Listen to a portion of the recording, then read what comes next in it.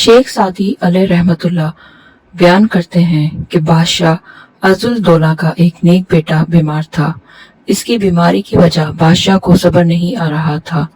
इस पर किसी पारसा शख्स ने बादशाह को मशवरा दिया कि जो जंगली परिंदे आपकी कैद में हैं उन्हें आजाद कर दें तो खुदा आप पर रहम करके आपको मुसीबत से निजात दे देगा। बादशाह ने सुबह को चहचहाने वाली चिड़ियों के पिंजरे तोड़ दिए। गोया जब कैद खाना टूटा तो सब कैदी आजाद हो गए। बादशाह के शाही बाग के ताक में एक खुशनुमा बुलबुल रहती थी। बादशाह ने उस परिंदे के सिवा सबको आजाद कर दिया था। सुबह के वक्त शहजादा जब बाग में गया तो उसने शाही बाग में खुशनुमा बुलबुल के सिवा किसी और को न पाया। उस पर वो हंसा और बोला कि खुशनुमा प्यारी बुलबुल तो अपनी इस गुफ्तार की वजह से पिंजरे में रह गई है। शेख सादी ने मजीद यूं फरमाया कि तेरे ना कहे हुए से किसी को कोई सरोकार नहीं, लेकिन अगर तूने कुछ कह दिया तो उसके लिए फिर तुझे दलील भी लाना पड़ेगी।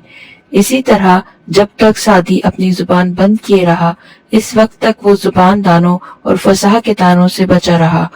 वो कि जो गोशागीर होकर दिल का आराम हासिल करता है, वो लोगों की मोहब्बत से किनारा कश होकर रहने वाला है।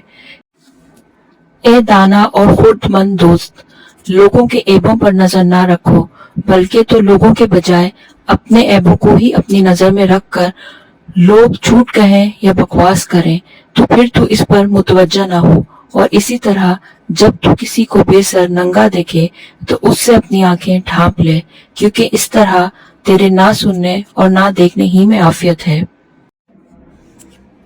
अपना बोझ दूसरों पर ना डालो, ख्वाह कम हो या ज्यादा। आहिस्ता बोलना, निगाह नीची रखना और दरमियानी चाल चलना ईमान की निशानियां हैं। खामोशी गुस्से का बेहतरीन इलाज है। ज्यादा खाना भी एक बीमारी है। कामयाबी का सबसे बड़ा राज खुद एतमादी है। जुबान दुरुस्त हो जाएगी तो दिल भी दुरुस्त हो जाएगा। जिसने मुसीबत में सब्र करना सीख लिया उसने जिंदगी जीत ली।